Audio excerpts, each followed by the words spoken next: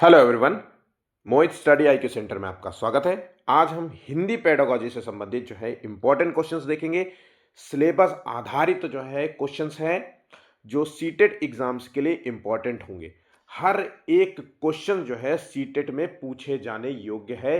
ध्यान रखिएगा, हर एक क्वेश्चन मैंने सिलेबस को आधार बना करके जो है आपको डेली मैं पेपर्स देता हूं ताकि आपका सिलेबस जो है तैयार हो जाए हमारे पेपर्स सॉल्व करते करते। मैं आपको हमेशा जो है डेली कंप्लीट नोट्स मटेरियल देता हूं बिल्कुल सरल भाषा में, जो आपके एग्जाम्स के लिए मोस्ट इंपॉर्टेंट रहेंगे। तो इसलिए वीडियो को लाइक जरूर करिएगा। वीडियो अच्छा लगे तो लाइक कर लेना। अगर कोई कमी हो तो प्लीज हमें कमेंट जरूर करिएगा। अपने दोस्तों को जो है शेयर कीजिएगा इस वीडियो को, ताकि वो भी इस वीडियो का लाभ ले सकें। और चैनल को सब्सक्राइब नहीं किया तो प्लीज चैनल को भी सब्सक्राइब कर लीजिएगा। देखिए, पहला क्वेश्चन है, एक बात समझ लीजिए, हिंदी पेडागोजी में 15 क्वेश्चंस जो है, मतलब दो जो है, एक गद्यांश और एक पद्यांश आता है, जो कि टोटल 15 नंबर का होता है।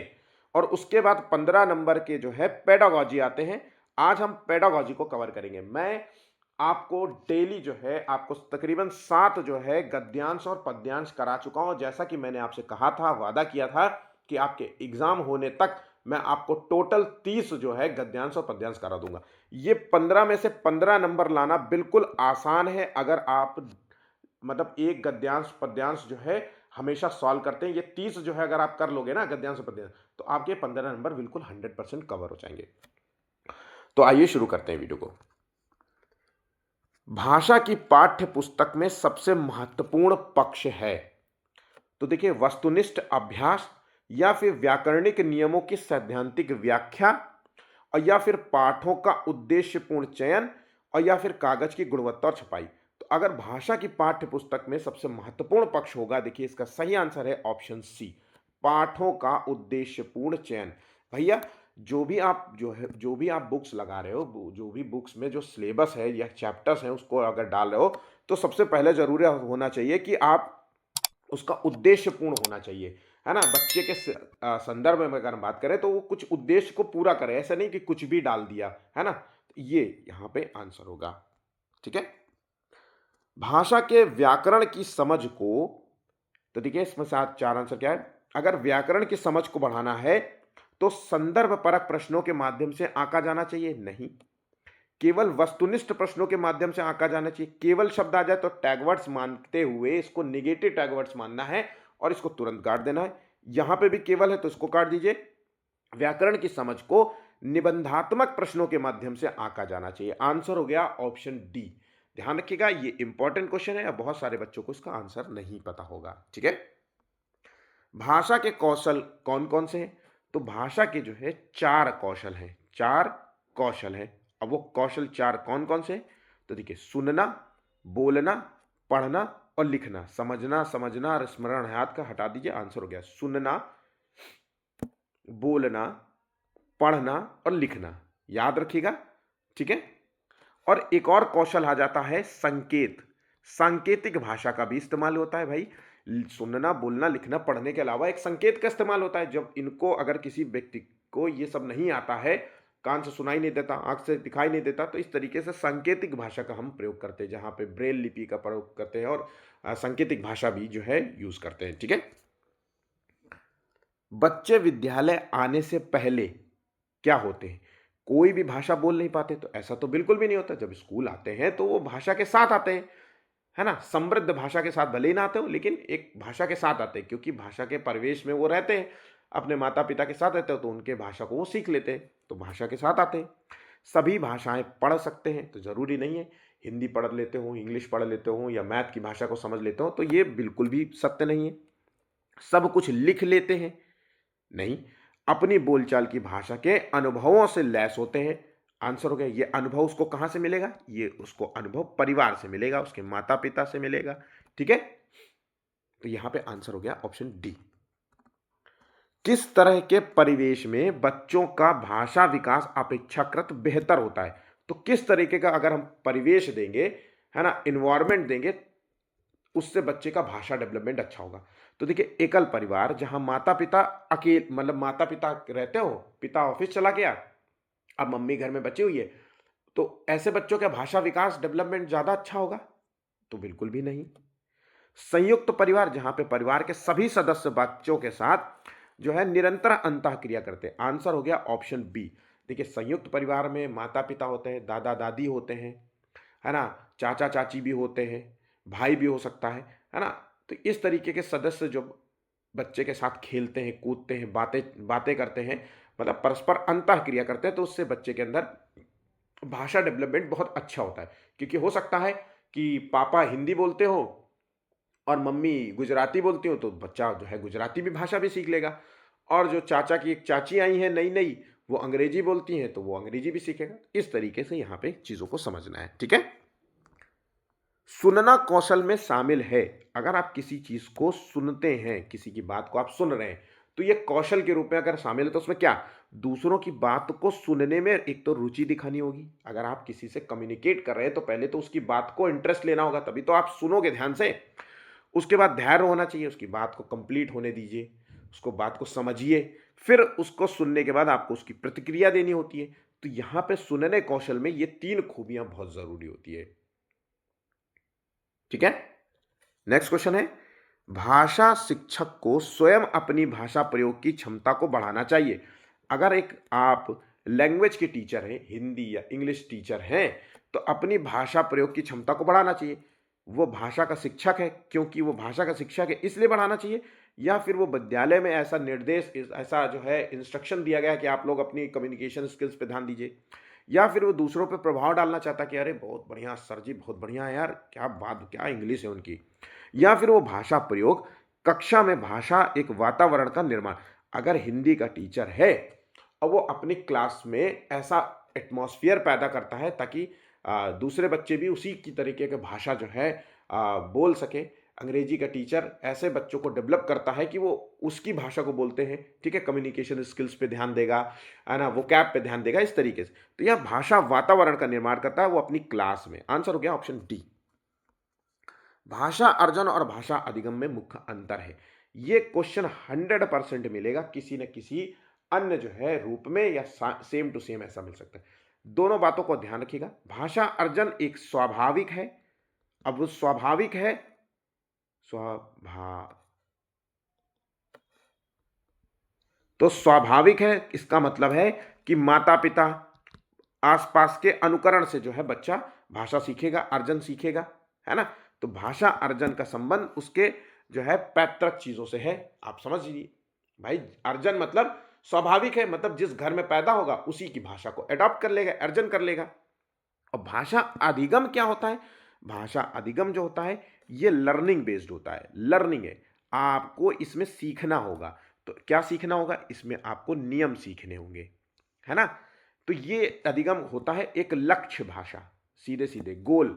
आप क्या सीखना चाहते हैं? तो आप हिंदी भाषा हैं, आपका अर्जन हिंदी में हुआ है, लेकिन आप जो है इंग्लिश भाषा सीखना चाहते हो, ये आपका गोल है, लक्ष्य है। तो ये अंतर होता है, ठीक है, इन दोनों भाषा में। तो इसका आंसर होगा, इसकी स्वाभाविकता में अंतर होगा, ना कि स्मरण करने का, लेखन का, ना अभ्यास करने का। इसका स्वभाव, इसका नेचर में अंतर है, दोनों के नेचर में आप अंतर देखते हैं। आंसर हो गया ऑप्शन बी। भाषा एक औजार है जिसका उपयोग करते हैं। तो देखिए, भाषा औजार है, जिंदगी को समझने के लिए इसका उपयोग करते हैं, बिल्कुल। ये बात तो हमें सही लगती है कि हम जिंदगी को उपयोग कर को समझने में इसका उपयोग करते हैं, जिंदगी से गुजरने के लिए और जीव जगत को प्रस्तुत करने के लिए, जीवन जगत को। तो यहां पे उपरोक्त में से सभी आंसर होंगे सत्य। आंसर हो गया ऑप्शन डी, ठीक है। सुहास पढ़ते समय कठिनाई का अनुभव करता है, वह डॉट डॉट से ग्रसित है। अब कहां पे? पढ़ते समय, मतलब पढ़ाई में उसको दिक्कत हो रही है, ठीक है। तो ये एक पठन विकार माना जाएगा। अब पठन विकार क्या होता है? वो है डिसलेक्सिया। अगर सुहास लिखते समय कठिनाई का महसूस करता है, तो उसमें हम डिस्ग्राफिया डाल देते हैं। सुहास को गणना संबंधी कठिनाई होती है, मैथमेटिकल गणना को समझ नहीं पाता जल्दी, तो डिस्कैलकुलिया होता, ठीक है। इस तरीके से चीजों को आपको याद।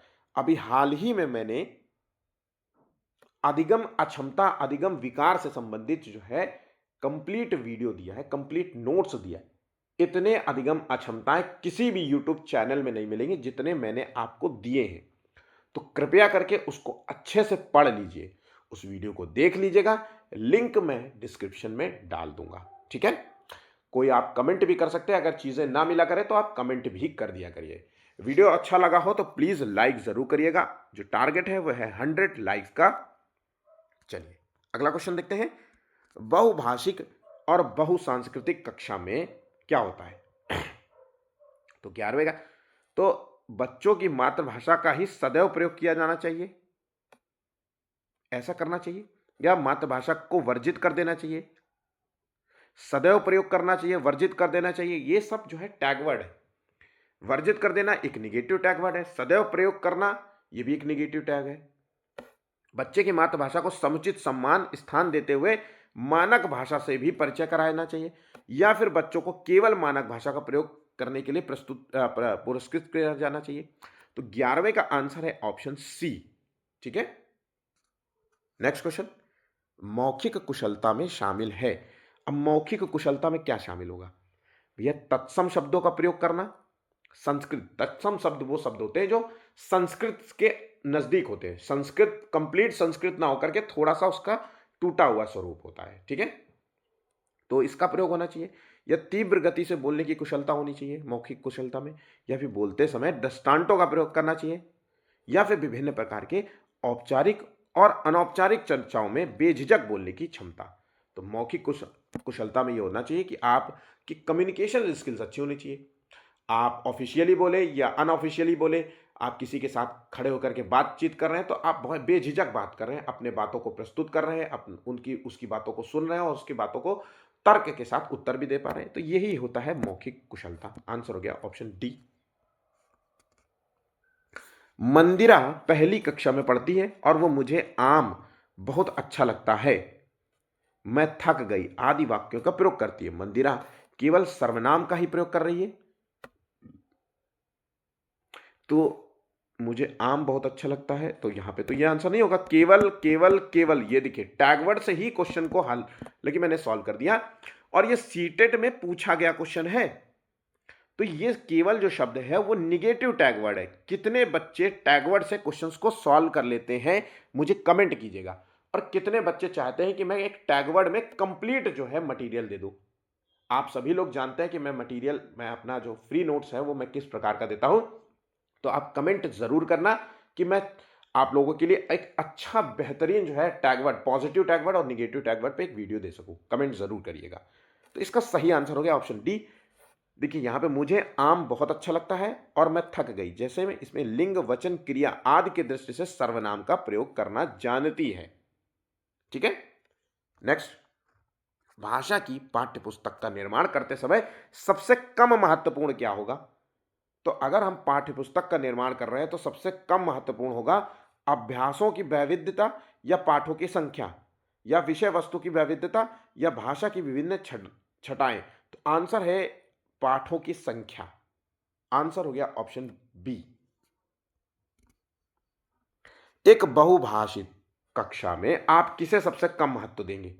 तो बहुभाषिक कक्षा जहां पे अनेक भाषा के बच्चे जो है क्लास में पढ़ते हैं, वो हिंदी भी बोलते हैं, वो इंग्लिश भी, एक बच्चा इंग्लिश भी बोलता है, एक बच्चा जो है गुजरात से आया है वो गुजराती बोलता है, एक बच्चा पंजाब से आया है पंजाबी भी बोलता है। तो बहुभाषिता बच्चा हुआ कि नहीं हुआ?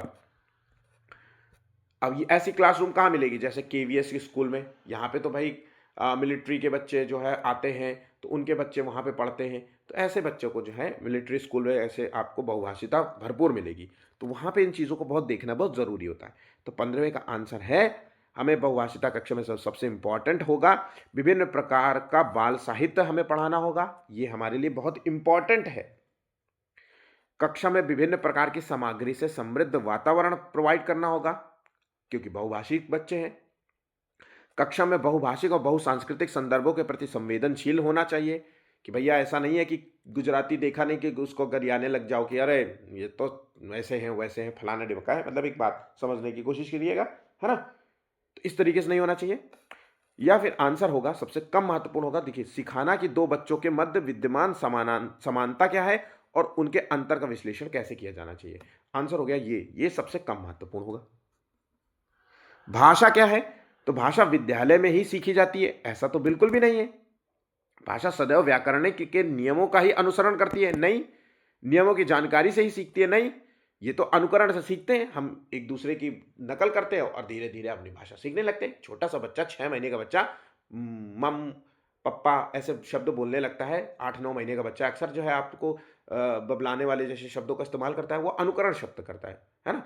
तो वो देखता है, आपको देख रहा है, आप शब्द बोल रहे, बोलो पापा, ऐसे बोलता है ना? तो ये भाषा जो होता है वो एक नियमबद्ध व्यवस्था है, नियमों के तहत चलती है। ठीक है, आंसर हो गया ऑप्शन बी। दृष्टिबाधित बच्चों को भाषा सिखाते समय हमें किस चीज का ध्यान रखना चाहिए? तो दृष्टिबाधित बच्चों को अगर हम भाषा सिखा रहे हैं तो देखिए उन्हें अलग बैठाना चाहिए, निगेटिव बात, बैकवर्ड हो गया। उन्हें विभिन्न भाषिक गतिविधियों में शामिल नहीं करना चाहिए, ये तो बहुत ही गलत बात हो जाएगी। कम पाठों वाली पाठ्यपुस्तक का निर्माण किया जाना चाहिए, नहीं। आंसर, और अधिक से अधिक उन्हें, अब देखिए दृष्टिबाधित है, उसको साफ दिखाई नहीं पड़ता, तो हम उसको सबसे ज्यादा मौखिक जो है भाषा का प्रयोग करेंगे। इसके तहत हम बहुत सारी सामग्री का प्रयोग कर सकते हैं। बच्चे को सबसे पहले हम तो, एक तो दृष्टिबाधित है तो सबसे आगे वाली बेंच पे बैठा लेंगे। फिर जो भी हम ऑडियो रिलीज करेंगे, मतलब बच्चे को हम ऑडियो से पढ़ा रहे हैं, मान लीजिए स्पीकर लगा हुआ है, टीवी लगी हुई है, उससे सिखा रहे हैं, तो हम ऑडियो को थोड़ा साउंड ज्यादा तेज करेंगे ताकि वो सुन सके ध्यान से, है ना? दृष्टिबाधित है तो ऐसे 3D वाली इमेजेस का प्रयोग करेंगे ताकि वो स्पर्श से जो है चीजों को समझ सके, है ना? तो इस तरीके से करेंगे, है ना? तो आंसर हो गया ऑप्शन डी। एक से अधिक भाषाओं का प्रयोग कक्षाई जटिलताओं को बढ़ाता है, या फिर शिक्षकों के लिए गहन समस्या है, या संज्ञानात्मक विकास में सहायक है, या किसी भी एक भाषा में निपुणता का बाधक है? तो देखिए, एक से अधिक भाषा का प्रयोग करना यह संज्ञानात्मक विकास में सहायक होता है। हम सब, ये एक साइंटिफिक प्रूफ है कि जो बच्चा एक से अधिक भाषा बोलता है या बाईलिंगुअल होता है, वो हिंदी और इंग्लिश, या हिंदी और अन्य भाषा, या इंग्लिश या अन्य भाषा का बहुत अच्छे से प्रयोग करना जानता है, उसका प्रयोग करना जानता है, कम्युनिकेट करना जानता है, लिखना जानता है। वो बच्चा का जो बौद्धिक जो है होता है, उसका आईक्यू जो होता है, वो एक सामान्य बच्चे से अच्छा माना जाता है। सामान्य बच्चे का आईक्यू होता है 90 से 100 के बीच में, उसका औसतन जो है आईक्यू 105 से 115 110 के बीच में पाया जाता है। ये साइंटिफिक जो है रिसर्च में जो है पाया गया है। तो ध्यान रखिएगा, एक से अधिक भाषा बोलने वाले बच्चे का जो संज्ञानात्मक विकास जो होता है बहुत तेजी से होता है, और वो उसके संज्ञानात्मक विकास में बेहतर होता है। बच्चे के अंदर क्रिएटिविटी जैसे गुण जो है डेवलप होते हैं। ठीक है, लेखन कुशलता का विकास करने में सबसे कम महत्वपूर्ण क्या होगा? लेखन कुशलता, कोई बच्चा जैसे कि डायरी राइटिंग है, तो ये डायरी राइटिंग जो होता है ये लेखन कुशलता में बहुत बेस्ट काम करता है। अगर आप लिखना चाहते हैं और एक बेहतरीन राइटर बनना चाहते हैं, तो अपने डेली दिनचर्या में आपने क्या किया उसके बारे में लिखिए। तो जो सबसे कम महत्वपूर्ण है, देखिए आंसर यहाँ पे तो सही है भाई, अधूरी कहानी को पूरा करना ये आपके लेखन कुशलता को बढ़ाएगा, क्योंकि ये जुड़ा हुआ है क्रिएटिविटी से। कहानी, कविता आदि का सृजनात्मक लेखन करना, आंखों देखी घटनाओं को लिखना। तो जो सबसे कम महत्वपूर्ण नजर आया वो है प्रतिलिपि, मतलब जो भी किसी कॉपी का पैराग्राफ देख लिया उसको लिख लिया, सेम कॉपी तो कॉपी जो है उतार दिया, है ना? तो प्रतिलिपि जो है वो लेखन कुशलता जो है उससे डेवलप नहीं होती बच्चे की। ठीक है, एक तरीके से ये नकल करना हो गया। कलिका जो है हिंदी भाषा में बोलते समय कई बार अटकती है, आप क्या करेंगे? तो भैया कई बार बच्चा अगर अटक रहा है तो हम क्या करेंगे? हम उसको सहज जो है उसको ऐसा एनवायरनमेंट देंगे कि बेटा कोई बात नहीं, है ना, कोशिश करो और थोड़ा प्रयास करो, है ना? तो उसको मोटिवेट करेंगे।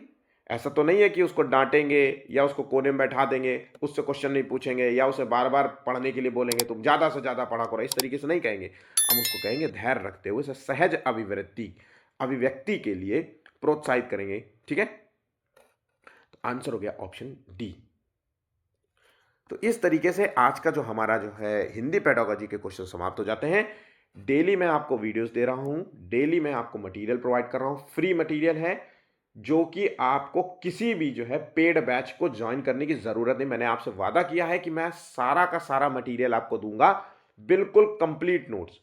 आपको सिर्फ कुछ नहीं करना है, पढ़ना है और अपना नोट्स बनाना है। इसी को चुपचाप कॉपी कर लीजिए और उसको रिवीजन करिए।